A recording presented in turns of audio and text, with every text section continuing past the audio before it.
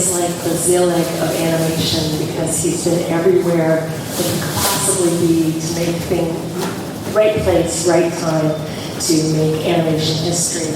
So, you guys probably know a lot about him already, but he worked at pretty much every major studio. And Willie, when you were really little, you wanted to work for Disney. Yes. Talk a little bit about your memory as a small child and wanting to do that. Well, I grew up in San Francisco in an enclave called Japantown.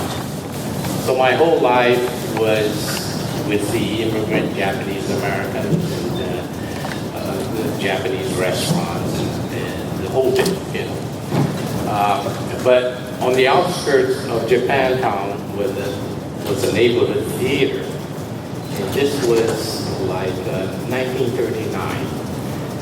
And we made a habit of going to the movies once, maybe twice a week. This is before television. I used to listen to the radio a lot, Lone Ranger and Buck Rogers and all the classic shows. But this one day, I truly had an epiphany. I was sitting in this theater, big, beautiful white screen, and then on the screen in living technicolor was 7 little men marching across the street, singing hi ho, hi ho, hi ho, hi ho. And after we go, that's what I want to be. Not one of the 7 dwarfs, but an animated cartoonist. And so my fate was sealed, you might say. And of course, back then, comic book was really my source of entertainment. So every time we went to the movies, after the movies, we would, as a family, go to the corner store there, and they had a comic book rack. And my dad would let me buy 2, maybe 3 comic books. I was a big fan of the Walt Disney comic and stories, and Looney Tunes and New Funnies. You see, I was basically into funny animals and the Bigfoot cartoons. I knew Superman and Batman and all of these series existed. But no, I wanted my funny animals. And along with the comic books, I would get coloring books based on the Disney characters. And they used to have, for a time, these little books called the Big Little Books. And they were reprints from the newspaper comics. But I loved those movies because you could line them up on your shelf. And it was just a magnificent feeling to look at. And of course, every Sunday, I would run downstairs, open the front door, and there would be this big, thick San Francisco Examiner. And of course, on the front was the comic pages. Oh! And I would go right to the Walt Disney, Mickey Mouse, and Donald Duck. So that's my memory. And of course, I was drawing any chance I had. I got good grades in graduate school, or my report card always indicated that I was very good in art. So back then, I would attend American school. But afterwards, from 4 o'clock to 7 o'clock, I had to walk up to the Buddhist church and attend Japanese school. And the discipline was night and day. I could do pretty much whatever I wanted, in American school. But boy, in Japanese school, you sat there with your hands folded. And once in a while, I get a little edgy, and I kind of want to draw a little picture on the edge of my sheet, and the sense that would come with a move, whack! So, that was the kind of this is culinary tactics that the Japanese will use. Willie, what was the first thing you remember drawing? Well, I remember there was a coloring book. It was all black and white, but it was Disney characters. And I sort of traced it. And then I sat back and looked at it and said, boy, it's better than Walt Disney. Well, that would be true. Himself. And of course, back then, I thought Walt Disney did it all. Everything had Walt Disney Presents, Walt Disney Mickey Mouse, and this and that. And then, of course, I was into Looney Tunes, the Bugs Bunny comics and all. And on the covers is Leon Schlesinger Presents. I thought, oh, that Leon Schlesinger is a great cartoonist. Well, later, when I got into business, I found out he was just a businessman. But he had the credit on there. So it was during that period, one Sunday morning, my uncle, who was about 10 years older than me, he was courting my future aunt-to-be. So they took me along, and because they were going to spend the day in Santa Cruz at the Broadwalk and then at the beach and all that, you know. And so I was a good little kid. I didn't demand their attention. They could spoon and do whatever they wanted. I sat to the side with my bucket, filling it with sand and all. So we were having a very nice Sunday in Santa Cruz. So about 3 o'clock, it started to get a little chilly, and the fog started to roll in. So my uncle says, well, we better head home back to the city. So we started heading back, and we were going up Bayshore Highway. And as we approached the city limits of San Francisco, there were armed guards standing there with weapons and all, checking every car that was passing through, checking ID to make sure you lived in San Francisco. And we thought, gee, you know, what's going on? You know? Finally, we got into the city, and then we saw the headlines of all the newsstands. War. And I never knew what the word war meant. I asked my uncle, what does war mean? Well, we soon found out. So when we got home, we found out that Pearl Harbor was attacked. It happened to be December 7th, 1941. And so the family, we were all together. And of course, this is before cell phones. So how was my mother supposed to reach my uncle to see where's Junior? I was known as Junior. You know? And being the age that I was 7, you know, she was the panicky. Well, the whole Japanese American community, Japantown, they were all like total wonderment. Oh, what's going to happen? What's happening? You know, rumors immediately started going around as what our fate would be. Finally, President Franklin Delano Roosevelt signed that decree, Order 9066. We were going to be evacuated into internment camps within 2 months. And now what are we supposed to do? We have homes, new cars, appliances, farmland, property, whatever. No, you can't take it with you.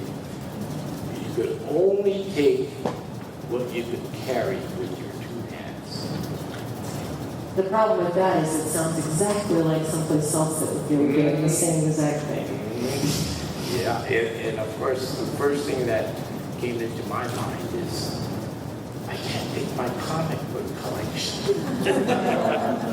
Well, when I saw Snow White that day and had that magnificent feeling of wanting to be an animator. One of the things that we did after the movie was we went to the local Woolworth store, and my dad bought me a little dopey bank. And that little bank, you know, I just, because Dopey was a character that really made an impression on me, and so I got it home, I put it on my dresser, and every morning I'd get up and I'd see my Dopey. When I go to bed, I see my Dopey. So I thought, oh my gosh, you know, that was one of the most valued things of my experience. I came home from school one day, and I saw my parents sitting on the couch in the living room. There were two FBI agents dressed in an overcoat. It was cold in San Francisco, so they wore the overcoat and the fedora. And these guys were like big 6-footers. And, you know, we're all 5'5", whatever. And they were searching through our home, looking for anything that could be considered contraband. And of course, samurai swords would be considered that. And my father had an heirloom from his grandparents, a samurai sword that was on display, and boom, that was taken. Along with whatever else they thought might be detrimental. Because one of the rumors, which was kind of funny, was confiscate the lawnmowers because the Japanese gardeners are going to mow arrows pointed strategic points. Paranoid runs deep. It was really funny. What did you wind up taking with you? Well, basically I had to take my necessity. And of course, as most of you who's ever been to San Francisco, you know the climate. Well, we were interned a camp called Topaz in the middle of the Utah desert. Harsh winters and hot, dusty summers. And San Franciscans weren't really dressed for that kind of weather. So we had to pack whatever we could, and we had no time to go out and buy things. Mainly we were focused on getting rid of it. So when we finally arrived, well, first of all, the day of reckoning came, and we all assembled in front of different community areas, like the Buddhist church, like the local YMCA and whatever. And they had buses lined up, and they had military guards all standing there, well equipped, and baggages were thrown in a heap, and then we boarded the buses, not knowing where we were going to go because they never told us. So it was about an hour and a half bus ride, and then the bus stopped, and it happened to be Tramp. Now Tramp is like Santa Anita in San Francisco, Los Angeles, or Del Mar, or the Pomona ground. It was a horse racing stable. And stable is literally where they put us up in. Because they didn't really have time to build barracks. In the infield, they were in the process of building barracks. But for the first early arrivals, we were literally in horse stables. They had the army cots folded, sort of leaning against the stable wall. So the internees would come and put their little suitcases down and open up the army cots, and then looked around and said, well, where's the mattresses? Well, see right there, all those white bags, that's your mattress. what? Yeah, outside there's a stack of hay. So you fill these bags and that's your mattress. Well, if you had allergies, it was really, really horrendous. And of course, you know, we had to make good whatever conditions we were subjected to. So how long were you there? We were there basically 6 months because that allowed the government to build the barracks at 10 designated camps, all set up in the inland, because all of us that were evacuated was basically from the West Coast, from Seattle down to San Diego, because they thought that we would be of security risk to the government. We could signal the Japanese ships that might be invading Southern California. So it was, well, you know, I kind of laughed in jest, really, but in retrospect, I'm sure you people sitting out here could reflect on the times and the panic and all that. And like Ashley, Leslie alluded to, you know, in Europe, you were hearing all these news of atrocities going on in Germany and all that. Well, the rumor in our community was, well, what's going to happen if Japan wins the war or U.S. wins the war?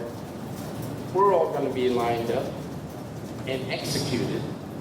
So we'll never see San Francisco again. And so that's the reason why so many of the refugees just sold everything they could. So it was a trying time. So, because I don't know how many of these folks actually have met and talked to you, but you're a very joyful person. And you carry then your love of animation from that time, that experience of, how many years were you actually in the internment camp? Well, the internment camp experience was 3 years. They allowed us to start returning home. In 1945, by then, the war in the Pacific, it was kind of obvious that Japan was on the losing end. And so they said, okay, just let everyone go home, you know. So once you got back, you started, you were drawing things the whole time. Is that what did keep you kind of sane to be doing drawings while you were there? Yeah, while we were in camp, like I said earlier, we were only allowed to take what we could carry. So our necessity, we had to rely on the Sears and Roebuck and the Montgomery Ward catalogs. And of course, the first thing we had to order, because when we first got there, it was either summer clothes or winter clothes. And so every 3 months, they would issue us new catalogs. And so I would take the expired catalogs and just meticulously draw little figures on the margins, one after another, one page after another. Did you keep any of those? No. Oh, that would have been amazing to Because, see that. you know, when you flip it, Yeah. You made a flip book out of the Sears Roebuck. and that was really my first early foray into the art of animation. So you came back, were able to go back to regular school, and then at what point did you talk to me about how you wound up at Disney? Oh, okay. Well, when we got back, again, we were one of the fortunate families that we had a very close Chinese family that came and lived in our home. So when we returned, we had our own home to come home to. And the first thing I did when I got home was run upstairs to my bedroom, and my little doggy bag was still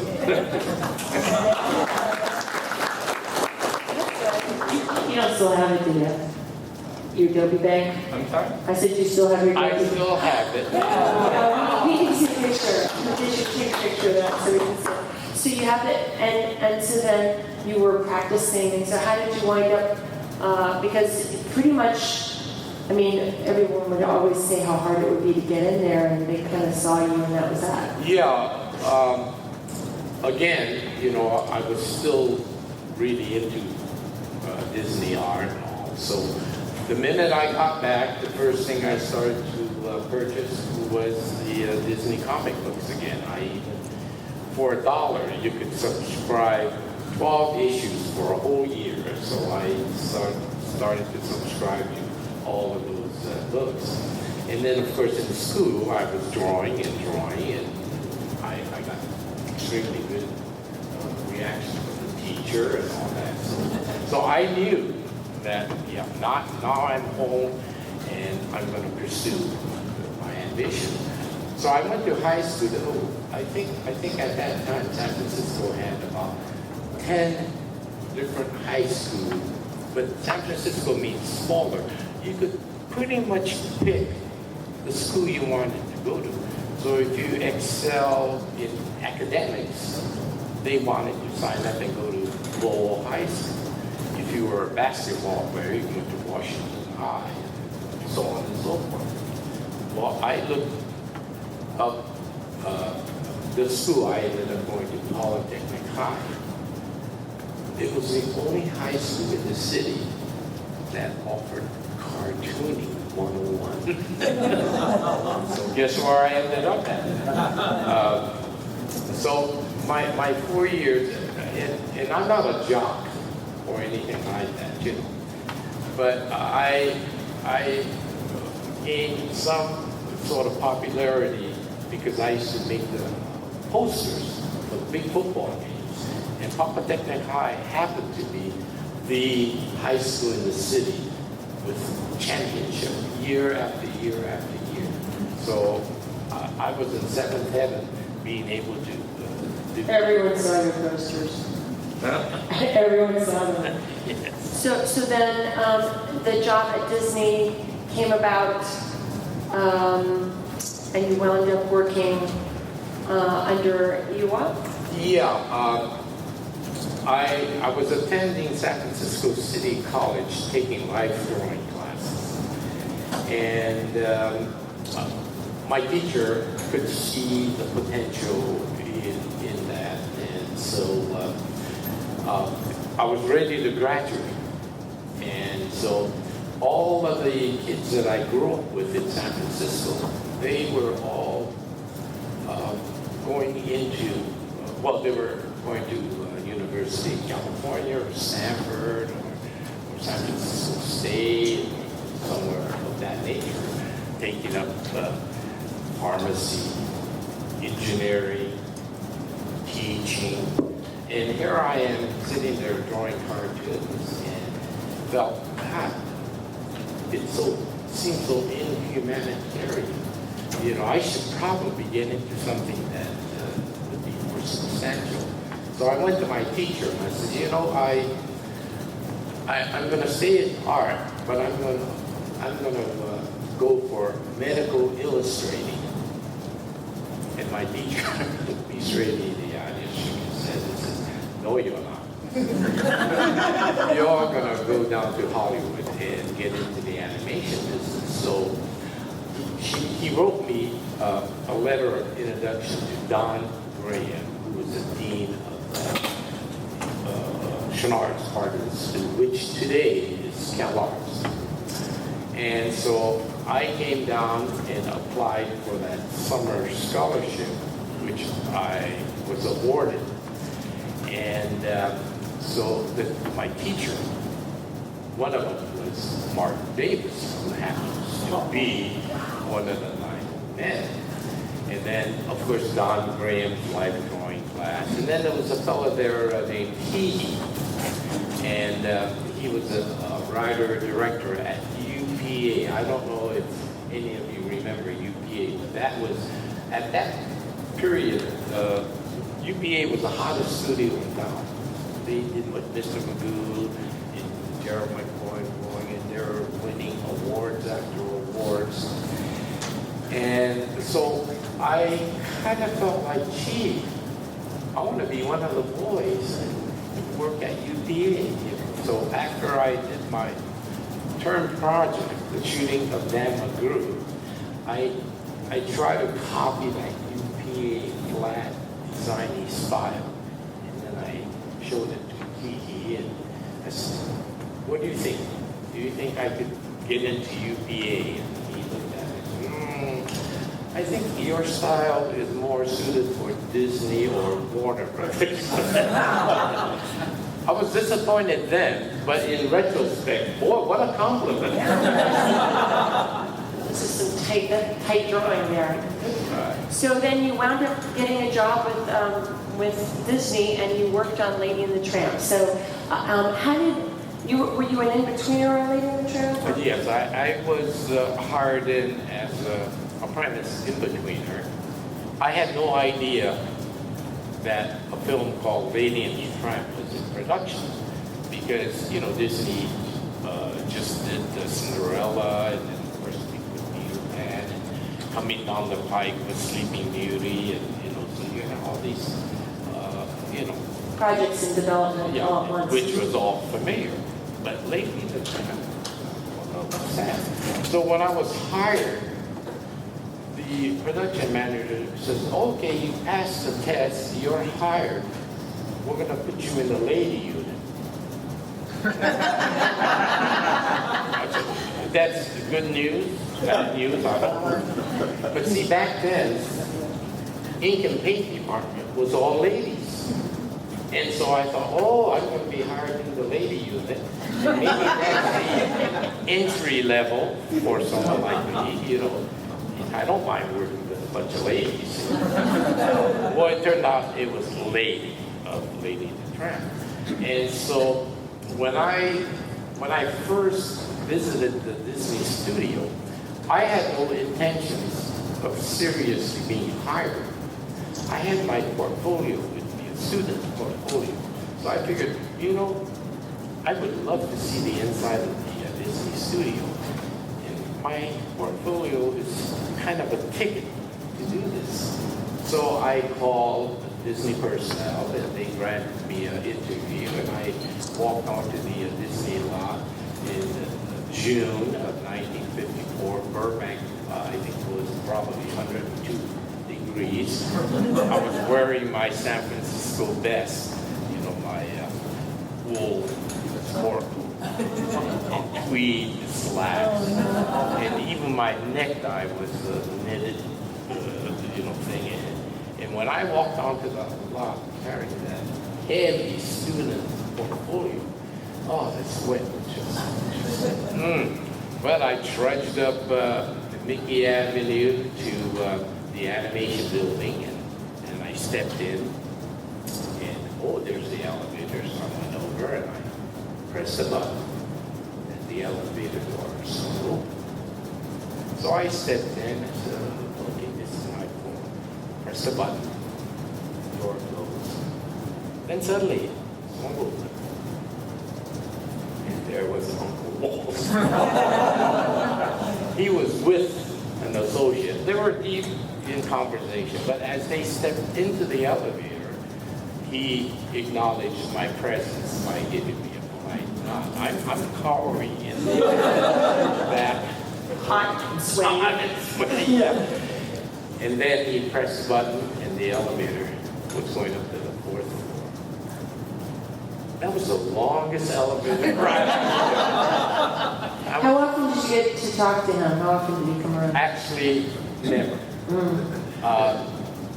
With that polite acknowledgement, Walt at that time was so involved in the new toy, which happened to be Disneyland. Right. It was all still in the planning stages.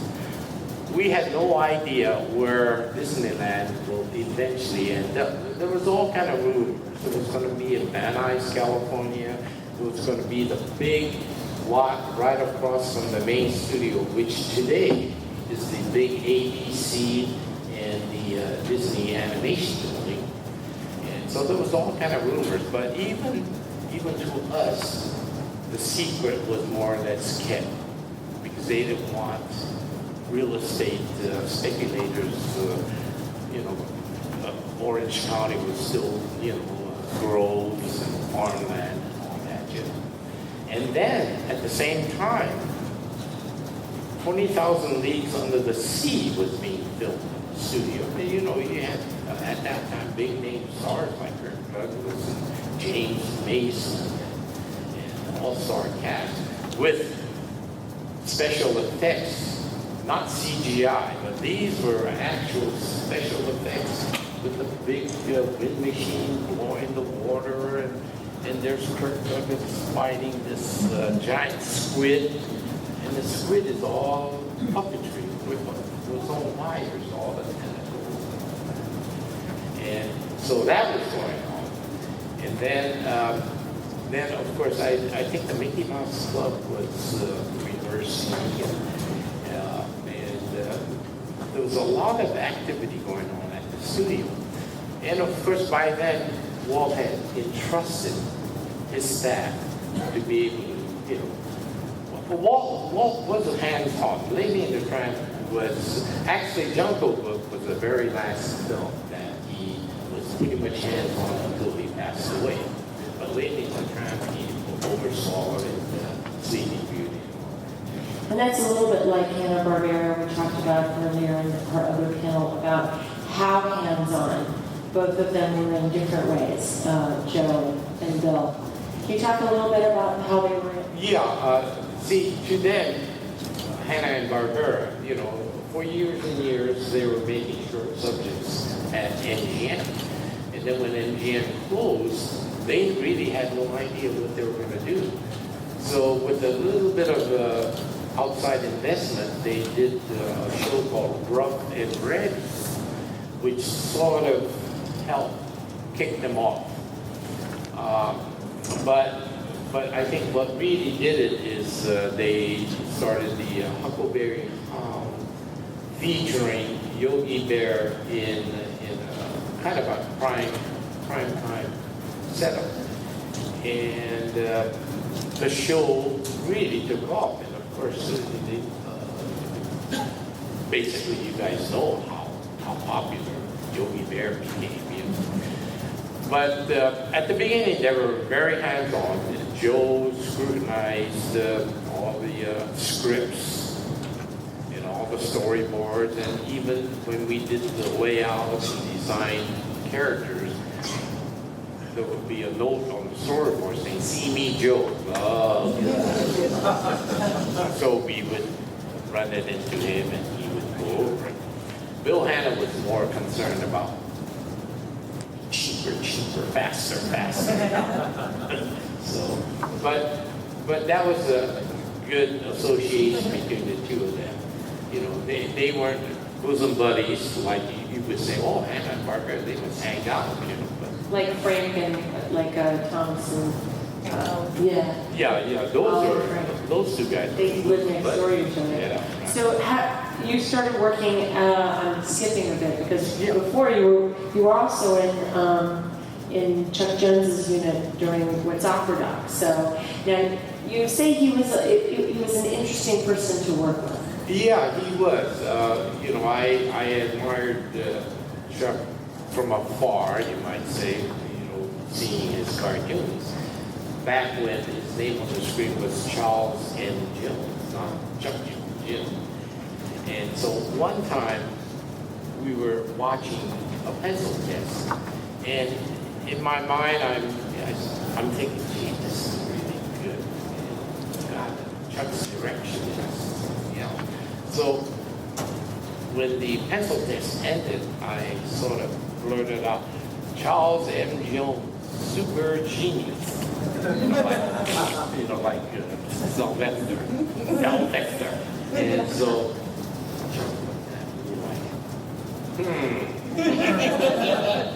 And then another time that I made him somewhat upset. We had 3 units at Warner Brothers. Chuck, Chris Freeling, and a fellow named Bob McKimson. And so every time a cartoon is wrapped, they would run it for the entire staff. And of course, with Chuck's cartoon, I see it in all stages. You see the pencil, well, storyboard pencil test, I'm doing layouts on it, flip the animation. And so by the time it's on the screen, you got it, you know. As, you know, I could judge it and say, God, that's good, but I can't laugh anymore. But I could see a freeze-breathing cartoon in the screening, and I just cracked a tear going, Chuck glaring. You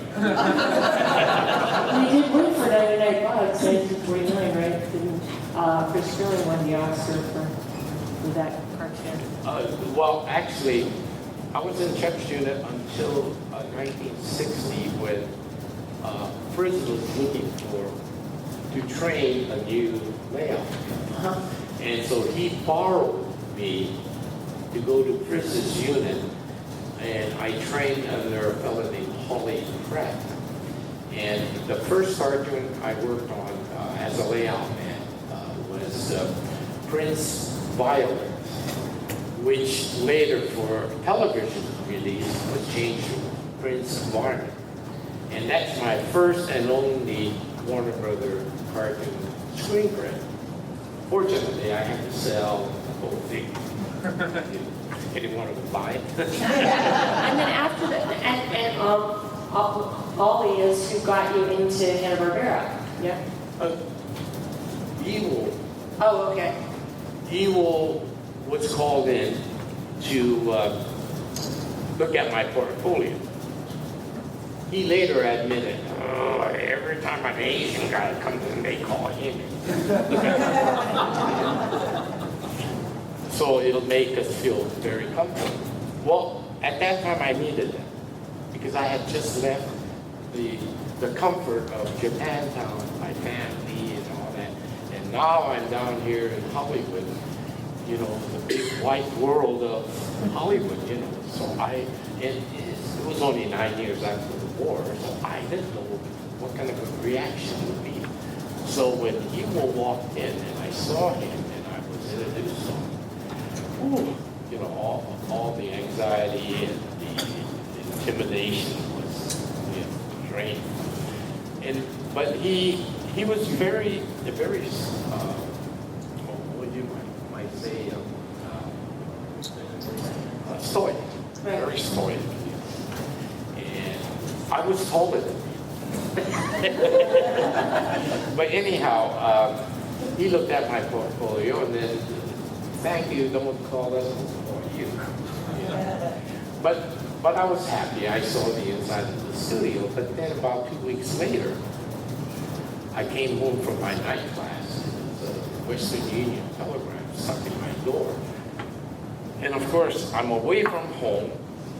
In the 50s, a Western Union telegram meant one of two things, good news or bad news. So I gingerly opened it. It's a Walt Disney production. And it says, please report to the studio Monday morning, following Monday morning, which I did.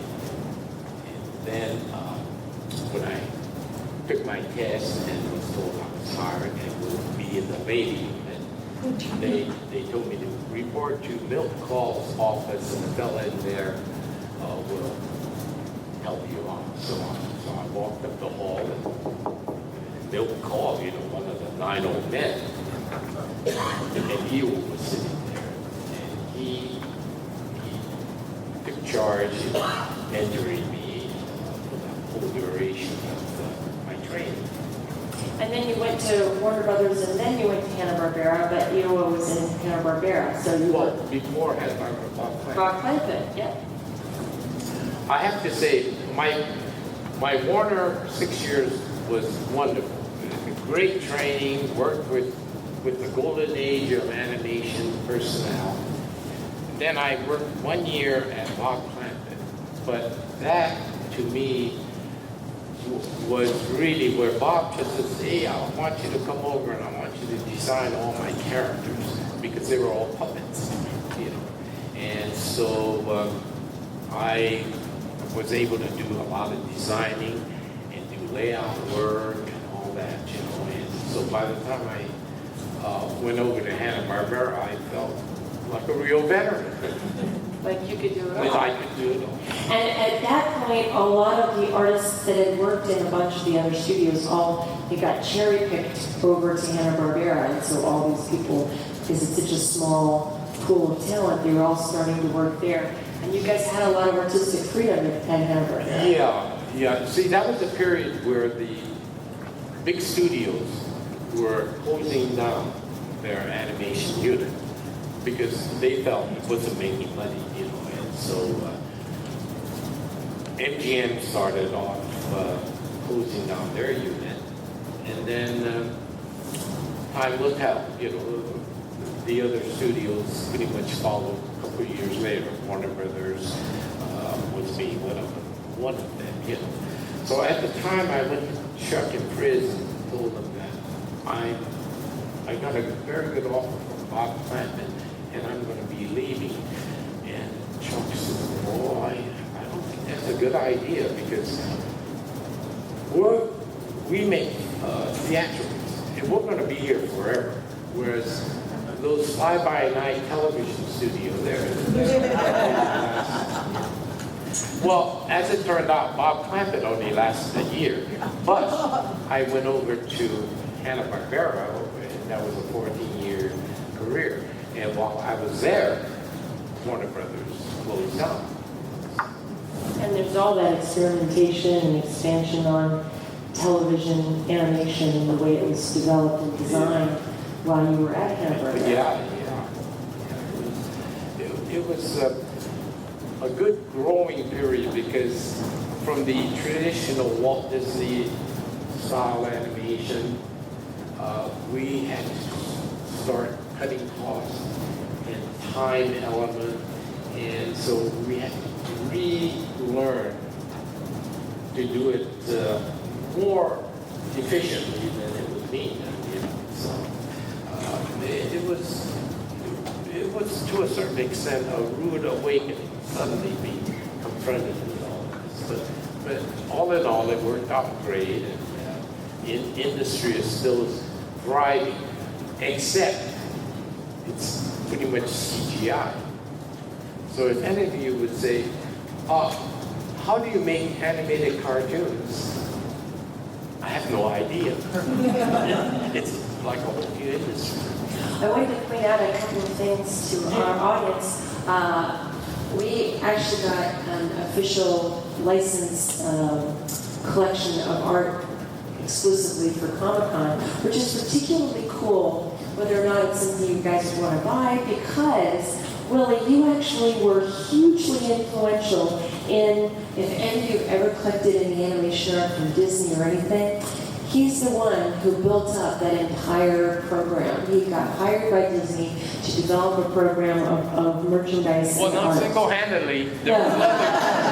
The lousy stuff that came out. That was somebody else. That was someone else. Yeah, so I love that I'll just show them to you because they're lovely and they kind of span his career. So that one is a Beanie and Cecil one. And this one is so cute. Somebody pointed out, because I put it on Twitter and Facebook, that she's ogling Fred, and then he's checking her out and getting mad because she's ogling Fred. So, one of the things he's always done is had a really great little sense of humor in his work. There's, I think we call it a prehistoric playground, and a What's Opera Doc piece. So these were the four that we got licensed for. And if you wanted to get any of them, you can get them from Willie. He is doing a signing at the autograph area, I think in like half an hour. Then also, because we could have talked more about animation, but I was not going to stop hearing about his early life. I thought that was really fascinating. Awesome. Yeah, lovely. And so he has this book called A Boy of Heart Mountain, which is about that experience, as is Hello Maggie. And what it does do, which is, I think, really important, is educate children about something that we don't tend to talk about in this country, the experience of sending an entire group of people to camps for a while. American citizens, yes, well. At any rate, these are books that are available. Well, he has them available to sell you if you'd like.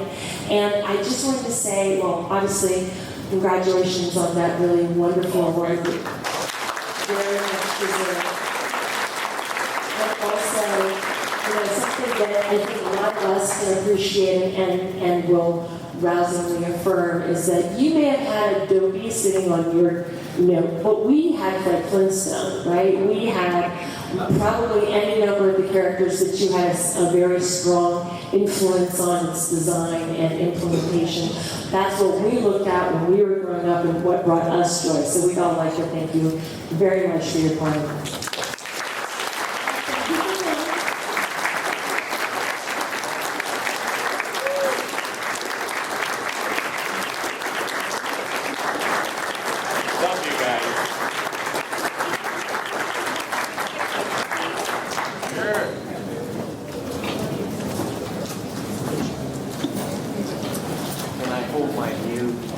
Yeah, award. It's going next to Adobe.